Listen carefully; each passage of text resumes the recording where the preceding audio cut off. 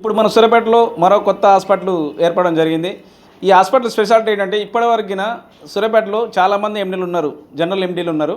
కాకపోతే female MD అనేది ఇక్కడ మనకు కొత్త సంగీత హాస్పిటల్లో ఉన్న మేడం గారు ఉన్నారు. మేడం పేరు సంగీతే, హాస్పిటల్ పేరు సంగీతే. అసలు ఈ హాస్పిటల్లో ఎలాంటి స్పెసిఫికేషన్స్ ఉన్నాయి, ఎలాంటి కేసులు అనేది ఎట్లాంటి పరిష్కారం ఏమైనా ఎట్లా చేస్తారనేది మేడం తెలుసుకుందాం. మేడం చెప్పండి, మీ దగ్గర ఎలాంటి ఫెసిలిటీస్ ఉన్నాయి? అందరికీ నమస్కారం అండి. ఈరోజు మేము నూతనంగా సంగీత హాస్పిటల్ని ప్రారంభించాము. ఇక్కడ ప్రజెంట్ వర్కింగ్గా నేను స్పెషాలిటీ వచ్చేసి మనది మెడిసిన్ అన్నమాట. ఇక్కడ 24 గంటలు ల్యాబ్, ఫార్మసీ, ఇంకొకటి ఐసీయూ కేర్ కానీ, జనరల్ వార్డ్ బెడ్స్ కానీ మన దగ్గర అవైలబిలిటీ ఉంది. స్పెషల్ రూమ్ అవైలబిలిటీ కూడా ఉంది. ఇప్పటివరకు మాట్లాడినట్టుగా ఇక్కడ చాలా వరకు సూర్యాపేటలో చూసినంతవరకు, నేను చూసినంతవరకు, నాకు తెలిసినంతవరకు ఎక్కువగా ఎండీలు మగవాళ్ళలో ఉన్నారు. చాలామంది ఆడవాళ్ళు ఏంటంటే ప్రతిదీ మగవాళ్ళకి ఎక్స్ప్రెస్ చేసుకోలేరు, చెప్పుకోలేరు.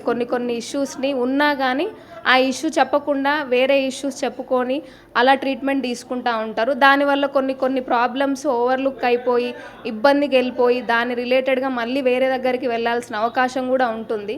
సో అట్లాంటి ఇబ్బంది లేకుండా ఆడవాళ్ళకి యాక్సెసిబుల్గా, ఆడవాళ్ళకి చూసే విధంగా కూడా మనము అంటే నాట్ ఓన్లీ లైక్ మెడికల్గా జనరల్గా కాకుండా వాళ్ళకి ఇంకేదైనా గైనకలాజికల్ ఇష్యూస్ మెడికల్గా అంటే గైనకలాజికల్ ఇష్యూస్ విత్ మెడికల్ కొన్ని కాంబినేషన్లో ఉన్నప్పుడు వాళ్ళకి ట్రీట్మెంట్ చేయడం అనేది బాగా ఇక్కడ మంచిగా చేస్తామన్నమాట.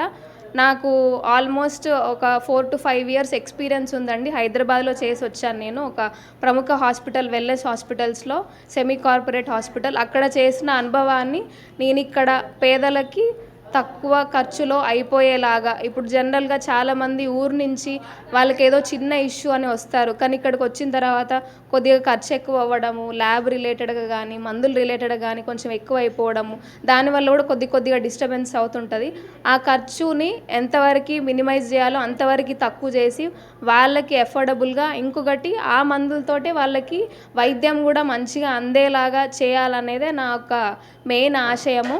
దేంట్లో కూడా కాంప్రమైజ్ అవ్వకుండా అన్ని ప్రకారంగా సదుపాయాలు పెట్టేసి వాళ్ళని వచ్చిన వాళ్ళని కూడా చాలా పద్ధతిగా, చాలా నీట్గా అన్ని ప్రకారంగా వాళ్ళని చూసుకొని వాళ్ళని అందరినీ నయమైన తర్వాతనే పంపిద్దామని నా ఆలోచన, నా ఆశయం కూడా అదే. మేడం, మామూలుగా స్త్రీలలో థైరాయిడ్ సమస్యలు అయితే ఇంకా ఇంటర్నల్ సమస్యలు చాలా ఉంటాయి కదా, వీటి పట్ల మీరు ఎలాంటి పరిష్కారం ఉంటుంది? ఇవన్నీ కూడా మన దగ్గర జరుగుతాయండి. షుగర్ అయితే ఏంటి, థైరాయిడ్ అయితే ఏంటి, పీసీఓడి ఇష్యూస్, ఇప్పుడు చాలామంది పీసీఓడి ఇష్యూస్ ఉన్నాయి.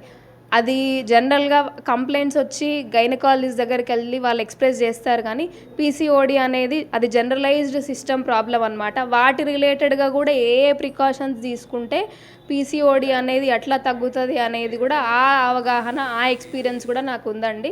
అన్నీ రిలేటెడ్గా నాట్ ఓన్లీ పీసీఓడి, కొన్ని జనరలైజ్డ్ ఇప్పుడు ఒబేసిటీ ఇష్యూ ఉంటుంది కొంతమందికి ఇట్లా నిద్రలో స్నోరింగ్ రిలేటెడ్గా ఆ ఇష్యూ ఉంటుంది. ఇలాంటి కొన్ని స్పెసిఫిక్ ఇప్పుడున్న లైఫ్ స్టైల్కి సంబంధించిన డిజార్డర్స్కి కూడా నాకు వాటి రిలేటెడ్ అనుభవం కూడా ఉంది. వాటి రిలేటెడ్గా కూడా నేను చూడగలను, మాట్లాడగలను అనమాట.